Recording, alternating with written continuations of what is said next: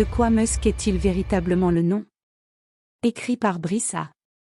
Écrit par le citoyen. Cet article complémente la baladodiffusion de Curiosité classique, le schisme identitaire 1, Gramsci et l'hégémonie. J'y présente comment le modèle de la classe managériale de Burnham peut être associé à celui de l'intellectuel hégémonique de Gramsci pour expliquer certains aspects du régime actuel. Le marxisme originel considérait que les transformations sociales et politiques n'étaient que le résultat de l'évolution purement matérialiste des conditions économiques, ces dernières répondant à leurs propres lois. Ces lois auraient été découvertes par Marx. Malgré le caractère fataliste de ce matérialisme, les premiers marxistes du XXe siècle ont dû admettre qu'ils jouaient eux-mêmes, comme intellectuels, un rôle majeur de la promotion et l'organisation de la révolution des travailleurs. L'avant-garde intellectuelle, l'armature sinon l'âme du parti, devait mener les travailleurs vers la libération et l'épanouissement humain.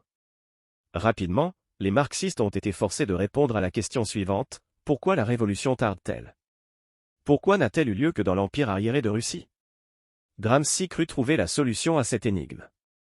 En Europe occidentale, la bourgeoisie maintenait les classes subalternes sous son empire parce qu'elle contrôlait l'hégémonie culturelle. L'hégémonie gramscienne est le système de valeurs sous-tendant l'idéologie suprême d'une entité culturo-politique. Ce système de valeurs exerce une influence constante, consciente et subconsciente, sur tous les acteurs politiques, dominants ou dominés. Le discours acceptable, le pensable possible, même les espoirs inavoués sont façonnés par l'hégémonie. Plus spécifiquement, les acteurs politiques ont tendance à jouer le jeu politique sur le même plan idéologique. L'acteur capable d'influencer ce plan idéologique se donnera un avantage presque insurmontable. Gramsci croyait que l'échec de la révolution communiste était dû au contrôle persistant que la bourgeoisie exerçait par l'hégémonie idéologique. Il chercha donc à délégitimer l'hégémonie bourgeoise et la remplacer par une contre-hégémonie facilitant la prise de pouvoir des groupes marginalisés.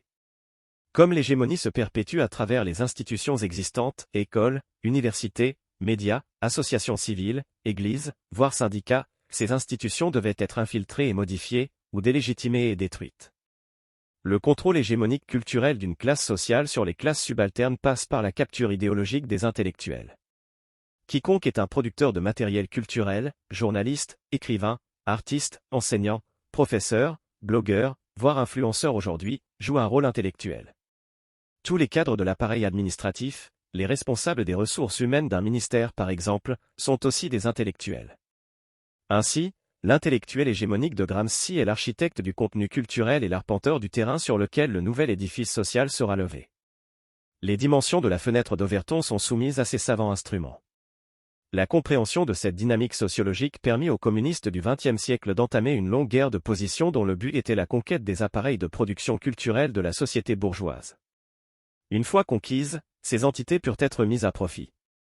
Comme des cellules infectées par un virus, elles se mirent à répliquer les éléments mêmes qui seraient dirigés contre la société bourgeoise. Suite à une longue marche à travers les institutions de la société bourgeoise, les néo-marxistes contrôlent aujourd'hui presque l'ensemble des institutions culturelles. Mais, une énigme demeure. Ne vivons-nous pas toujours dans un régime capitaliste? Cette conquête culturelle a-t-elle vraiment facilité la révolution communiste et la prise de contrôle des moyens de production? Le but des sociétés privées n'est-il toujours pas de maximiser leurs profits au bénéfice des actionnaires? Le modèle gramscien boite, et explique peu. Nous allons voir comment la puissance explicative de ce modèle est décuplée lorsqu'on le complète par le modèle de la classe managériale de James Burnham. Le professeur de philosophie James Burnham publia The Managerial Revolution en 1941. Dans ce livre, il explique comment l'intellectuel gestionnaire remplaça les anciens capitalistes. Burnham écrivit son livre durant la Grande Dépression. La société américaine passait du capitalisme agressif de la fin du XIXe vers un capitalisme dirigé par les interventions de l'État fédéral. Dans une société capitaliste, la classe sociale dominante est celle qui détient la propriété des moyens de production. Les autres classes sociales, les travailleurs, les agriculteurs, les artisans, sont leurs subalternes. La crise sociale causée par la Grande Dépression avait forcé les gouvernements occidentaux à revoir l'entente tacite qui existait entre eux et les propriétaires des moyens de production. L'intervention étatique dans l'économie serait maintenant la norme. Les contrats entre les employeurs et les employés, la gestion des externalités économiques, les plans de production stratégiques, les grands développements nationaux seraient maintenant gérés conjointement par le privé et le gouvernement. Ces nouvelles responsabilités étatiques complexifièrent à la fois le travail du gouvernement et celui des compagnies privées. Une partie de la classe intellectuelle dut donc être dirigée vers le rôle maintenant crucial de gestionnaire. Cette nouvelle classe managériale émergea en réponse à la complexité technique et organisationnelle croissante. Le pouvoir décisionnel concernant le déroulement des activités quotidiennes ainsi que les stratégies au long terme des compagnies modernes fut ainsi transféré de la classe capitaliste à la classe managériale. Le pouvoir des gestionnaires, initialement contraint par une responsabilité fiduciaire de maximiser les profits, crut progressivement au fil des ans. L'affaiblissement de cette responsabilité fiduciaire suite à l'exigence que des considérations sociales, environnementales et politiques modulent le processus décisionnel des gestionnaires vint ensuite décupler le pouvoir de ces derniers, en les libérant presque complètement de l'ingérence des actionnaires. Ainsi jusqu'aux années 1940, les instruments de production étaient sous le contrôle des capitalistes. Émergea ensuite la classe managériale, qui parvint à contrôler, sans en être propriétaire, les moyens de production. Cette nouvelle classe dominante inclut les gestionnaires gouvernementaux, les gestionnaires d'ONG, les gestionnaires des compagnies privées, PDG, gestionnaires de ressources humaines, etc. À cette liste, ajoutons tous les experts des firmes de conseil et du milieu académique. Exemptes de toute responsabilité pour les conséquences néfastes de leurs propositions, ces experts offrent aux gestionnaires officiels l'occasion de se décharger de leurs responsabilités décisionnelles dans les circonstances délicates.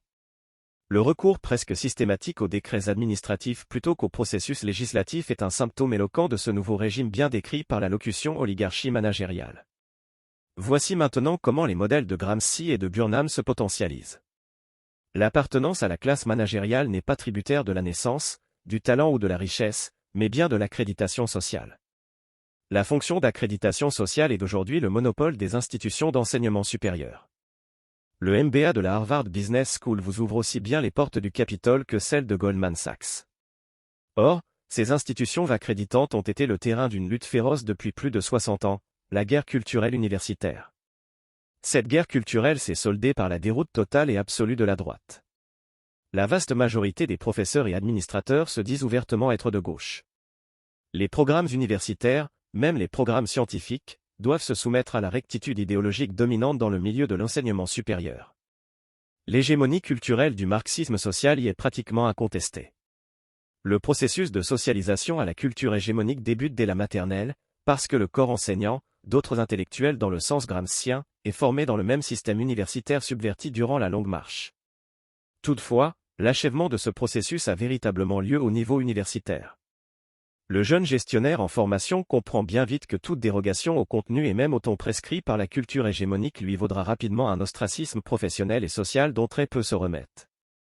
La classe gestionnaire jouit d'un avantage majeur face aux capitalistes d'antan, la formation professionnelle de ses membres leur permet d'user de leur savoir-faire tant pour le compte du gouvernement que pour celui d'organismes privés. Plusieurs hauts gestionnaires passent facilement du milieu privé au milieu réglementaire nominalement sous l'autorité du gouvernement. Ceci autorise au régime d'oligarchie managériale une étroite coordination des fins, des buts et des moyens déployés par le gouvernement et les compagnies privées. Le capital woke et le gouvernement cosmopolite marchent main dans la main. Nous n'entrerons pas ici dans les détails du fonctionnement du régime managérial. Nous nous limiterons à noter qu'il n'est pas apparu spontanément ex nihilo. Il n'est pas non plus le fruit des machinations d'une cabale de bureaucrates malveillants. Il a émergé à la suite d'une forme de sélection naturelle des régimes. L'écologie sociale précise du début du XXe siècle et les médias de masse ne sont que quelques facteurs qui ont façonné ce régime. Des homologies fondamentales peuvent être relevées entre ce régime et ceux de l'URSS, du Parti communiste chinois et même de l'admirable Singapour. L'URSS existerait possiblement encore si son appareil bureaucratique avait eu plus de latitude dans la sélection des technologies de coordination sociale, mais le stalinisme était moins agnostique quant aux moyens que ne l'est le libéralisme. Néanmoins, libéralisme et socialisme sont le terreau dans lequel le régime de l'oligarchie managériale peut fleurir. Ce régime est l'aboutissement de la modernité, mais pas la réponse aux questions légitimes soulevées par la modernité. En résumé, nous ne vivons pas dans une société capitaliste où les propriétaires du capital détiennent le contrôle de moyens de production et dictent leur volonté à des fantoches élus par des sots. Nous vivons sous une forme d'oligarchie managériale. La gestion des moyens de production revient à la classe managériale, dont l'empire s'étend du monde gouvernemental à celui des compagnies privées. Cette classe oligarchique est la véritable classe dirigeante. L'appartenance à cette classe managériale nécessite une accréditation officielle décernée par un système universitaire où l'hégémonie culturelle marxiste est bien établie. Le passage par le processus d'accréditation conditionne les croyances et les a priori des gestionnaires. La culture hégémonique leur est inculquée, ils l'intériorisent, et agissent ensuite en conséquence. Le dégoût que la jeunesse ardente éprouve face aux idioties de ce régime est compréhensible. Nous sommes plusieurs à croire que l'oligarchie managériale s'écarte du chemin de l'excellence humaine. From the ashes a fire shall be woken. A light from the shadows shall spring. Renewed shall be blade that was broken. The crownless again shall be king. J.R.R. Tolkien. Cet audio vous a plu? Abonnez-vous à notre chaîne afin de recevoir tout notre contenu et soutenez-nous sur Tipeee, le lien est dans la description.